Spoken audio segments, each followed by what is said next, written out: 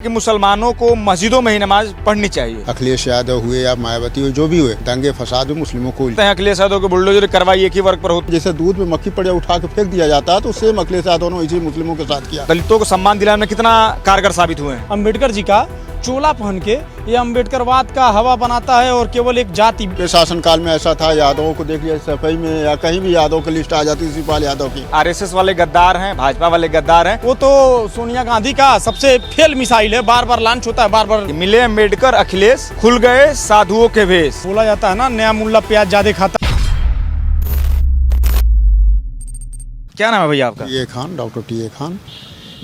खान साहब ये बताइए, योगी आदित्यनाथ का एक बयान आया है कि मुसलमानों को मस्जिदों में ही नमाज पढ़नी चाहिए। इस बयान पर आजकल सियासी हलचल काफ़ी तेज हो गई है। अखिलेश यादव ने तुरंत पलटवार करते हुए कहा कि यदि मस्जिद में जगह ना हो तो बेचारों को बाहर पढ़ने में क्या दिक्कत है। इस पर क्या कहना चाहेंगे आप? देखिए, सबसे पहले तो मैं अपने यशस्वी मुख्यमंत्री जी को धन्यवाद देना चाहता हूँ कि इनके राज्य में मुस्लिम बहुत ही सेफ और सुरक्षित हैं। और मुख्यमंत्री जी ने किसी जात को, स्पेशल जात को देखकर कोई काम नहीं किया, सबको एक बराबर काम किया है। सबके लिए आज जो भी मुस्लिम हैं अपने आप को सेफ महसूस कर रहे हैं। इसके पहले की सरकारें जितनी भी थीं, अखिलेश यादव हुए या मायावती हुए, जो भी हुए, दंगे फसाद में मुस्लिमों को उलझाए हुए थे। लेकिन अब इस समय जो है मुस्लिम बहुत अपने आप को सेफ महसूस कर रहे हैं। उनके नेतृत्व में मुस्लिम बहुत आगे बढ़ रहे हैं। मुझे ही देख लीजिए, मैंने इतनी डिग्रियां लिया गोरखपुर विश्वविद्यालय, आज यहीं पर मैं हूँ। तो ये सारी जो है, देखिए, मैं योगी जी के शासनकाल में ही सब कुछ मुझे प्राप्त हुआ है। और रही बात मुस्लिमों को नमाज पढ़ने की, तो एक हर धर्म के लिए एक पर्टिकुलर प्लेस होता है। मान लीजिए कि विद्यालय पढ़ाने, एजुकेशन के लिए विद्यालय होता है, नमाज पढ़ने के लिए मस्जिद होता है, रोड पर पढ़ने के लिए थोड़ा ना होता है। उन्होंने जो भी स्टेटमेंट दिया, हमारे यशस्वी मुख्यमंत्री जी जो भी कहे हैं वो सच कहेंगे। मस्जिद में नमाज पढ़ें, मस्जिद नमाज पढ़ने के लिए होता है, न कि पब्लिक प्लेस पर पढ़ने के लिए होता है। उन्होंने कहा कि यदि जनसंख्या ज़्यादा है तो आप शिफ्ट चेंज करके पढ़ लीजिए। क्या उनका ये वक्तव्य सही है? शिफ्ट चेंज करके हो सकता है? ये सही है, चेंज हो सकता है। 2 शिफ्ट में, 3 शिफ्ट में, 4 शिफ्ट में, जितना भी हो सकता है। ऐसा नहीं है कि एक ही साथ सबको पढ़ें। कई शिफ्टों में, कई मस्जिदों में तो ऐसा भी होता है कि कई शिफ्टों में पढ़ा जाता है, तो शिफ्ट चेंज करके पढ़ा जा सकता है नमाज। लेकिन कुछ मुस्लिम स्कॉलर हैं, उनका ये कहना है कि योगी जी ने सिर्फ मुसलमानों पर कहा, कांवड़िए जाते हैं उसमें भी काफ़ी भीड़ भाड़ होता है, उसके बाद भंडारे होते हैं, जैसे अभी चल रहा है मंगलवार वाला, तो उसमें उन्होंने बयान नहीं दिया, सिर्फ मुसलमानों को ही टारगेट ये सरकार करती है। इस पर क्या कहना चाहेंगे? देखिए, योगी जी जो भी बात कहें वो मुस्लिमों के पक्ष में बोले हैं। चूँकि कांवड़िया और जो भी भंडारा होता है वो थोड़े समय के लिए होता है, वो भी पार्टिकुलर प्लेस पे ही होता है, और वो लोग एक समय निर्धारित होता है जाने आने के लिए, पूजा अर्चना करने के लिए। लेकिन जो कुछ स्कॉलर हैं, मुस्लिम स्कॉलर हैं, वो अपनी राजनीति को चमकाने के लिए, अपने आप को हाईलाइट होने के लिए ऐसा स्टेटमेंट दे रहे हैं, जबकि मुख्यमंत्री जी ने कोई ऐसा गलत स्टेटमेंट नहीं दिए हैं। और जो भी बोले हैं वो मुस्लिमों के पक्ष में बोले हैं, और मुस्लिम समाज अब मुख्यमंत्री जी के साथ रहेंगे। आप मूल रूप से कहाँ के रहने वाले हैं? गोरखपुर के ही। गोरखपुर के रहने वाले हैं। क्या लग रहा है गोरखपुर में जो विकास की गति है समान रूप से सभी वर्गों तक पहुँच रही है कि अल्पसंख्यकों तक नहीं पहुँच रही है? सभी वर्गों तक पहुँच रहा है, चाहे वो कोई भी बिरादरी का हो, चाहे वो मुस्लिम हो, सिख हो या हिंदू हो या कुछ भी हो, सबको पहुंच रहा है। देखिए, हमारे गांव एक पड़ता कौड़िया जंगल के पास नया गांव। उत्तर प्रदेश की धरती पर आज गौ सेवा, समृद्धि और आत्मनिर्भरता का एक नया अध्याय लिखा जा रहा है। मुख्यमंत्री श्री योगी आदित्यनाथ जी के नेतृत्व में अब गौ संरक्षण सिर्फ धार्मिक या सामाजिक आस्था तक सीमित नहीं है, बल्कि ये ग्रामीण अर्थव्यवस्था, वैज्ञानिक कृषि और रोजगार क्रांति का एक नया और आत्मनिर्भर मॉडल बनकर उभर रहा है।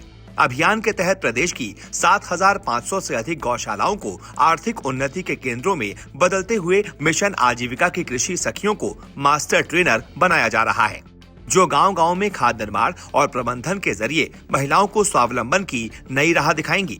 प्रदेश सरकार हर गौशाला में पर्याप्त भूसा, हरा चारा, छोकर, पानी और गर्मी से बचाव के साथ साथ गौवंशों की जियो टैगिंग और निरंतर स्वास्थ्य परीक्षण सुनिश्चित करा रही है।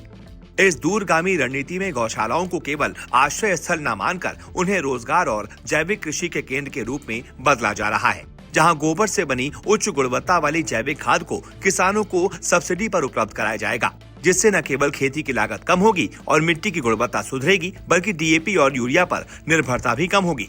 सरकार ने इस पूरे अभियान के लिए लगभग 2000 करोड़ का बजट आवंटित किया है।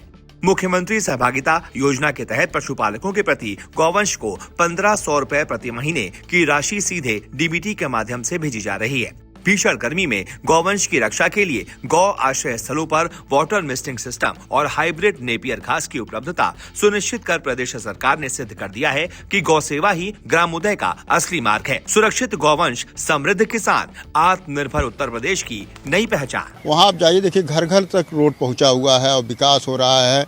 तमाम जो भी सरकार की योजनाएं हैं सब पहुँच रही हैं।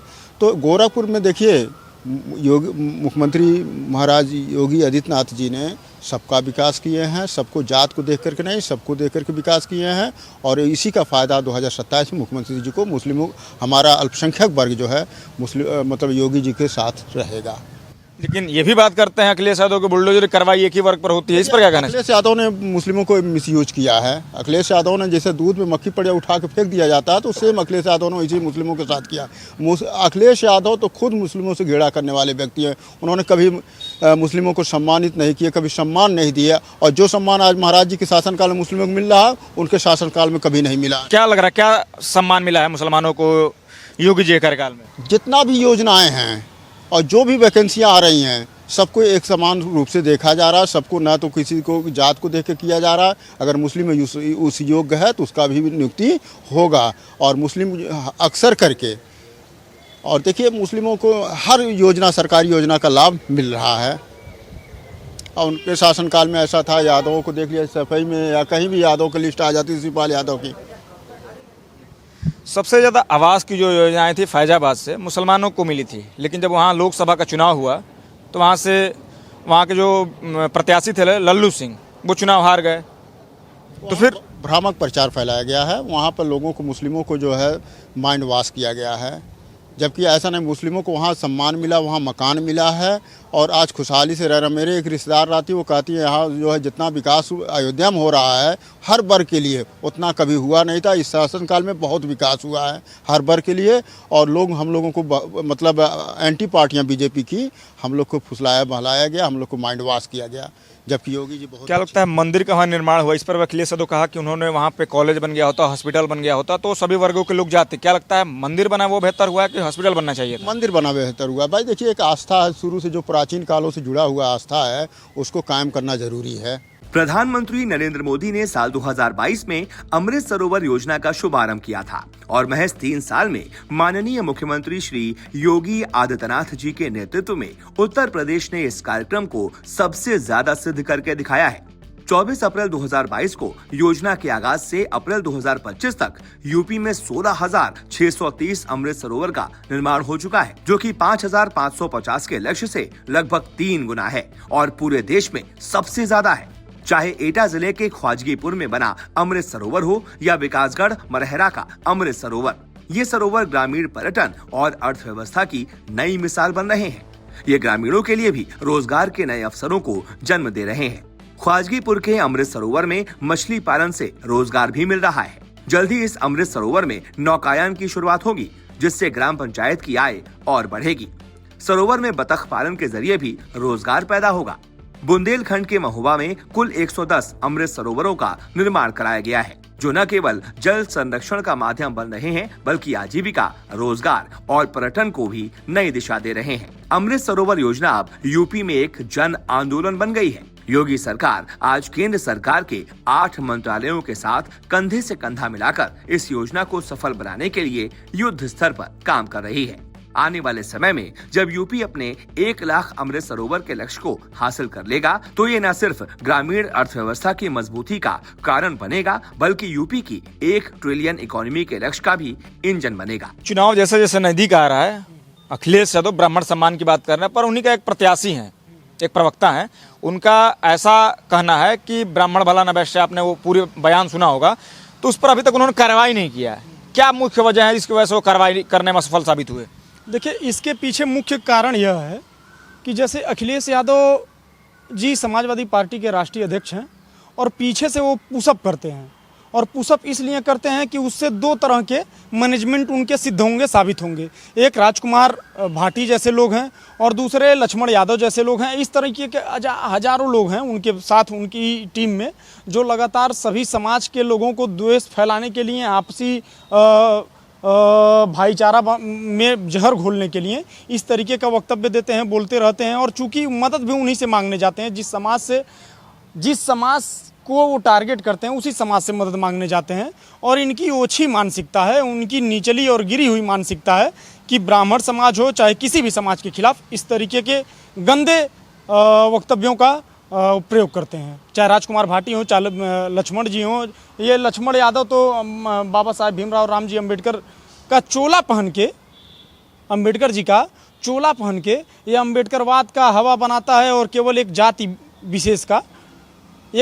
विशेष की मैं बात कर रहा हूँ, एक जाति विशेष का मैनिपुलेट करके आगे बढ़ाता है। क्यों?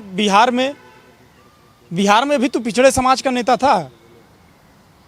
जैसे आपने दलितों की बात की, एक चंद्रशेखर रावण है, वो भी दलित सम्मान की बात करते हैं। क्या लगता है कि वो दलितों को सम्मान दिलाने में कितना कारगर साबित हुए हैं?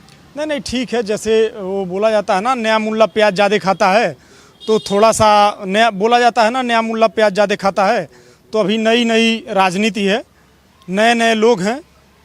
जब समंदर में उतरते हैं लोग, तब पता चलता है कि पानी कितना गहरा है। तो चंद्रशेखर जी हुए, चाहे अखिलेश यादव जी हुए, कोई भी, इन लोगों को वर्गला के, झूठ झपाट बोल के ही अपनी राजनीति को चमकाना है। और यह 1 से 2 बार काट की हांडी चढ़ती है, उसके बाद फिर धरातल पर आ जाती है। कहीं के न घर के रहते हैं न घाट के रहते हैं। अखिलेश तो पीडीए की बात करते हैं कि पिछड़ा दलित अल्पसंख्यक के सहारे 2027 में मैं सरकार बनाने में कामयाब हो जाऊंगा। क्या लग रहा है, पिछड़ा समाज, दलित समाज, अल्पसंख्यक समाज 2027 में किसके साथ जाएगा? देखिए पिछड़ा समाज, अल्पसंख्यक समाज और दलित समाज की बात नहीं है। समाजवादी पार्टी या अखिलेश यादव के खिलाफ ही दलितों के सबसे ज़्यादा मुद्दे हैं, सबसे ज़्यादा FIR, सबसे ज़्यादा मुकदमे समाजवादी पार्टी के लोगों के ही खिलाफ है। और दलित इतना मूर्ख नहीं है। दलितों की असली नेता आदरणीय मायावती जी हैं, आदरणीय काशीराम जी थे, आदरणीय अम्बेडकर जी थे, स्वर्गीय अम्बेडकर जी थे। और इसमें कोई दो राय नहीं है कि मायावती जी को कभी भी कोई निगलेक्ट नहीं कर सकता है। मायावती जी जितनी बड़ी फेम है, निश्चित तौर पर उनके परछाई को कोई छू नहीं पाएगा, कितना भी अपशब्द बोला जाए, कितना भी टारगेट किया जाए। लेकिन वर्गलाने की भी बात हो तो दलित या पिछड़े या कोई भी समाजवादी पार्टी के पास जो 2-4% उनके अपने लोग हैं और माइनॉरिटी के लोग हैं, तो उन्हीं के साथ या शोर कर लें, शराबा कर लें, जैसा चाहे वैसा कर लें, लेकिन इनको कहीं जगह नहीं मिलने वाली है। रायबरेली से सांसद राहुल गांधी ने कहा कि नरेंद्र मोदी और अमित शाह ये गद्दार हैं, RSS वाले गद्दार हैं, भाजपा वाले गद्दार हैं, कुछ समय बाद ये आपके दरवाजे पर दिखेंगे। इस प्रकार का वक्तव्य को एक उतनी बड़ी पार्टी के, जिन्होंने 70 सालों तक देश पर राज किया, उनके इतने बड़े नेता के मुंह से कितना शोभनीय है? देखिए, राहुल गांधी तो बेसिकली है निर्लज्ज, चित्थड़ है वो। उसको बात करने का लहजा नहीं पता है कि कैसे बोलना है, कैसे बात करना है। उस व्यक्ति को लोकतंत्र में हिस्सा लेने का मौका नहीं मिलना चाहिए। जितनी बदतमीजी से वो बात चाहे पत्रकारों के साथ करता है, चाहे किसी भी व्यक्ति के साथ करता है, चाहे प्रधानमंत्री और आदरणीय गृह मंत्री श्री नरेंद्र मोदी जी और आदरणीय गृह मंत्री श्री अमित शाह जी के साथ करता है, यह ठीक नहीं है। ऐसे लोगों को जनता लगातार सबक सिखाते जा रही है। एक आदरणीय प्रधानमंत्री जी हैं जो झाल मुड़ी, एक जगह एक दुकान पे झाल मुड़ी के दुकान पे पहुंच के उसको ट्रेंड में ले आ देते हैं। एक मेलोडी टाफ़ी खा के या टाफ़ी दिखा के वो आउट ऑफ स्टॉक कर देते हैं। वहीं राहुल गांधी जैसे कांग्रेस में घुस के कांग्रेस को ही ख़त्म कर दे रहा है। तो कांग्रेस को राहुल गांधी और भारतीय जनता पार्टी को मोदी जी और आदरणीय अमित शाह जी, दोनों लोगों की अलग अलग बातें हैं और कहीं भी समानता नहीं है। एक नीच है, निर्लज्ज है, किसी भी तरीके का वो राजनीतिक व्यक्ति नहीं है। वो तो सोनिया गांधी का सबसे फेल मिसाइल है, बार बार लॉन्च होता है, बार बार अपने आप को ही, अपनी पार्टी को ही ख़त्म कर लेता है। एक अम्बेडकर जी के पड़पोते हैं, वो जब सपा में शामिल हुए तो उन्होंने एक बयान दिया कि मिले अम्बेडकर अखिलेश, खुल गए साधुओं के भेष, इस खुल जाएंगे, ऐसा उनका बयान आया था। इस पर क्या कहना चाहेंगे? नहीं, आपको गलत जानकारी है। समाजवादी पार्टी में वो शामिल नहीं हुए थे, आप उनका स्टेटमेंट देख लीजिएगा। हाँ, उनका यह वो था और ये एक वक्तव्य था। फिर उन्होंने वो सफाई दी थी कि मैं समाजवादी पार्टी में किसी कार्यक्रम के उससे गया था और मुझको जैसे बुलाया गया था और यह बोला गया था, लेकिन मैं बेसिकली समाजवादी पार्टी का सदस्य नहीं हूँ और समाजवादी पार्टी से चुनाव भी नहीं लड़ना चाह रहा हूँ और ना चुनाव लड़ना है ना समाजवादी पार्टी का सपोर्ट करना है। वो एक तरफा एक जैसे मूवमेंट किया गया था कि उस तरीके का वो बयान देंगे, लेकिन अब बी आर अम्बेडकर जी की बात हो, चाहे उनके परिवार की बात हो, सभी लोग दलितों के हो, चाहे पिछड़ों के, चाहे अगड़ों के, सारे मूवमेंट पे देश के साथ रहते हैं और देश इस समय मोदी जी के साथ तेज़ी से ग्रोथ कर रहा है, तेज़ी से विकास कर रहा है। वो सभी लोग देश के साथ हैं। क्या लग रहा है विकास की जो गति है गोरखपुर में सभी वर्गों तक समान रूप से पहुंच रही है या अगड़ों को ही पहुंच रही है, पिछड़ों तक ही पहुंच रही है? ऐसा भी विपक्ष दावा करती है। नहीं, देखिए, कुछ ही लोगों तक पहुंच पा रही है जो विकास की गति है। देखिए, सिर्फ गोरखपुर में नहीं, पूर्वांचल में ही नहीं, बल्कि उत्तर प्रदेश के अंदर, मैं उत्तर प्रदेश के अंदर की बात कर रहा हूँ। जिस तरीके से प्रत्येक जनपद में बिजली की, सड़क की, पानी की बात बेहतरीन तरीके से कार्य योगी आदित्यनाथ की सरकार ने किया है, यह आज तक के इतिहास में कोई किया नहीं था।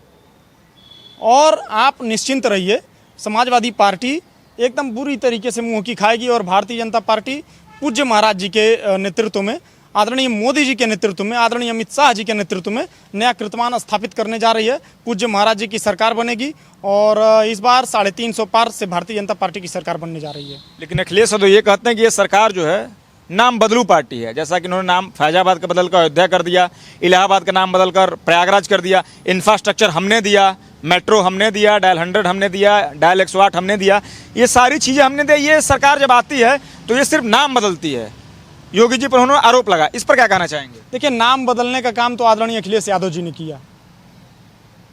उन्होंने क्या नाम? 4-5 जनपदों के नाम जो दलित महापुरुषों के नाम से थे, जो अम्बेडकर जी के पत्नी के नाम से था, जो अन्य कई महापुरुषों के नाम से थे, उसका नाम बदलकर यह अलग अलग जनपद कर दिए, कोई कानपुर देहात कर दिए, कोई शामली कर दिए, क्या क्या बताया जाए। और यह पहले चाहे शिवपाल जी हों, चाहे अखिलेश यादव जी हों, या तू तड़ाका करके मायावती जी को ही इतना टारगेट अपशब्द कहते थे और गंदे गंदे भाषा का प्रयोग करते थे, यह किसी से छुपा नहीं है, पूरा देश जानता है। यह मानसिक रूप से विकृत हो चुके हैं लोग, एकदम दिवालियापन इन लोगों का हो चुका है। गलती से भारतीय जनता पार्टी के मतदाता 2024 में निकले नहीं और कुछ राजपूतों का मूवमेंट पश्चिम उत्तर प्रदेश से लेकर पूर्वांचल तक और जहां जहां वो लोग आंदोलन कर दिए थे, सिर्फ सीट वहीं पे कम हुई। आप ध्यान से सुनिएगा, चाहे हरियाणा हो, चाहे राजस्थान हो, चाहे पश्चिमी उत्तर प्रदेश हो, बुंदेलखंड हो, जहाँ जहाँ राजपूतों ने मूवमेंट कर दिया, वो एक माहौल नहीं बन पाया और इस बार माहौल उसी के वजह से ये 37 सीट जीत गए। और इस बार देखिएगा ऐसा बेहतरीन तरीके से जैसे सब मिल के, चाहे हिंदू हो, चाहे मुस्लिम हो, चाहे राजपूत हो, ब्राह्मण हो, दलित हो, ओबीसी हो, अगड़ा हो, पिछड़ा हो, दलित, छात्र, नौजवान, किसान, किसी की भी मैं बात कर रहा हूँ, सब योगी जी के साथ मजबूती से खड़े हैं। वो जानते ही है, जनता जानती है कि गुंडों को नहीं लाना है, गुंडों को मार भगाना उत्तर प्रदेश से। जैसा कि आप युवा हैं और युवा होने की वजह से मैं आपसे एक सवाल पूछता हूं, जैसा कि इस सरकार पर आरोप भी लगता है कि ये सरकार युवाओं को रोजगार देने में असफल साबित हुई है, इस पर क्या कहना चाहेंगे? सरकार युवाओं को कितना रोजगार दे पाई है 9 साल के कार्यकाल में, प्रधानमंत्री जी के पूरे कार्यकाल में? देखिए, रोजगार की जो बात है, जो इंफ्रास्ट्रक्चर की बात है, लगातार चारों तरफ फैक्ट्रियाँ खुल रही हैं, चारों तरफ विकास हो रहे हैं। आप यहीं गोरखपुर में ही देख लीजिए, गीडा में ही देख लीजिए, एक से गीडा में चले जाइए, एक से नई नई फैक्ट्रियाँ आई हैं और तेज़ी से काम हो रहा है, लोग आ रहे हैं। हमारे यहाँ के लोग तो रोजगार पा ही रहे हैं, लेकिन दूसरे यहाँ के लोग भी आके रोजगार पा रहे हैं। उसके बाद उत्तर प्रदेश पुलिस ईमानदारी से चयन होता है, भर्ती होता है, सिपाहियों की नौकरी पाते हैं, दरोगा भर्ती पाते हैं, लेखपाल भर्ती पाते हैं, शिक्षक भर्ती पाते हैं। क्या बात करते हैं आप? वहीं अखिलेश यादव जी की सरकार में पेपर लीक का भी तो मामला आता है। नहीं, पेपर लीक का यही समाजवादी पार्टी और भारतीय जनता पार्टी में अंतर है कि पेपर लीक जान के समाजवादी पार्टी की सरकार में कराया जाता था और अपने लोगों को दिया जाता था पैसा लेकर, उसके बाद भी पेपर करा दिया जाता था। यहाँ उत्तर प्रदेश के माननीय मुख्यमंत्री योगी आदित्यनाथ की सरकार में जब जान जाता है कोई कि अब पेपर लीक हो गया है या फिर कहीं से कोई इसमें बंदरबाट हो गया है, तो उसको निरस्त करती है और ईमानदारी से उसका चयन करवाती है।